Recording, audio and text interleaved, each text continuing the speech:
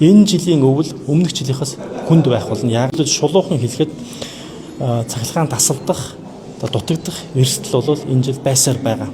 Өмнөх жилийнхээс илүү байгаа. Одоо мэдээч хэрэг хамгийн тулгымдсан асуудал үйлчлэлтийн бэлтгэлийг хангах ажил байгаа. Энэ дээр бол одоо байгаа боломжтой тулгуурлаад хийж байгаа. Гэхдээ би нийгмийн онцлогоос хэлмээр байна.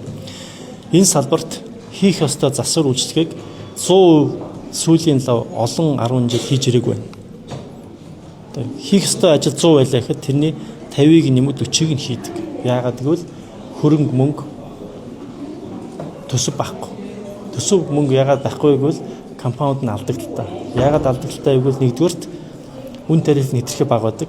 Хоёрдугаарт одоо илүү оронтой ч юм уу, илүү зардал, за магадгүй нөгөө ярьдаг хулгай зэлгийн ч юм уу үр ашиггүй байдал их байдаг. Тийм болохоор энэ салбар бүхэлдээ яг үн тарифаас гадна үр ашиггүй байдлаас ийм засвар үйлчлэгийг хийж чадахгүй болоод байгаа юм. Тэгэхээр одоо бид нар хийж байгаа зүйл бол мэдээж боломжийн хэмжээнд засвар үйлчлэгийг амжуулах ёстой. За цахилгаан таслахгүй байхын тулд их үүсвэр чадлын дутагдал яхахгүй бидэрт гарна. Монгол улсын эрчим хүчний хэрэглээ жилд 8-аас 10% өсч идэг. Зүгээр л автоматар өснө. Энэ жил бас өснө. Тэгэхээр энэ жилийн өвөл өмнөх жилийнхээс хүнд байх болно. Яагаад гэвэл бидэд орж байгаа их үүсвэр нь маш бага. Сэлэнг аймагт баригдаж байгаа 70 мегаваттын хүчин чадалтай дулаан цахилгаан станц 10 сард ашиглалтанд орохоор байгаа. За нэмээд бүгд найрамд хятад ард улсаас импортлох 80 мегаватт хүртэл импортлох ийм хуваарлах байгууламжийг сая ашиглалтанд оруулж байна, холбож байна. Тэгэхээр ингээд нийлээд нэг 150 мегаватт орчмын их үүсвэр нэмэгдэж байгаа. Цаана бидний хэрэглээ 150-аас илүү нэмэгдэж байгаа. Тэгээ өөрөөр хэлбэл шулуухан хэлэхэд цахилгаан тасалдах, дутагдах эрсдэл бол энэ жил байсаар байгаа. Өмнөх жилийнхээс илүү байгаа. Харин зүгээр энэ эрсдэл гэж хэлж байгаа ш. Энэ эрсдлийг байхгүй байлгахын төлөө таслахгүй төлөө бүхэл талаар ажиллаж байгаа. Тухайлбал саяын дээр 5 аймагт нээлттэй сонгон шалгуулалт зарлаад одоо 12 сарын 1-ээс өмнө ашиглалтанд оруулнаг шахаж ажиллаж байгаа. Энэ нарны 5 станц бол 220 мегаватт хүчин чадалтай.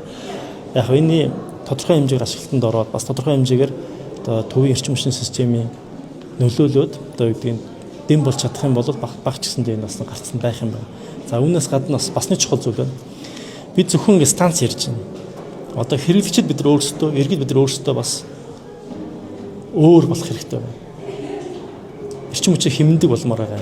Хизээд нь яаж хэрэглэх вэ? Оргил цагийн үед яавал эрчим хүчийг хэмнэх үү? Яавал одоо бидний төлж байгаа цахилгааны мөнгө, дулааны мөнгө бага гарах вэ гэдэг дээр бас бодож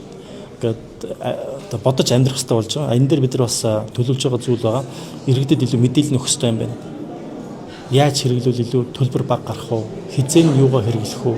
Хизээд нь гэрлээ унтраах вэ? Хизээд нь юм андуутах вэ? Хизээд нь хоолой хийх үү гэдэг ийм энгийн юм шиг ийм хэрэглээний соёл бас бид нар нийтээрээ суулцах хэрэгтэй.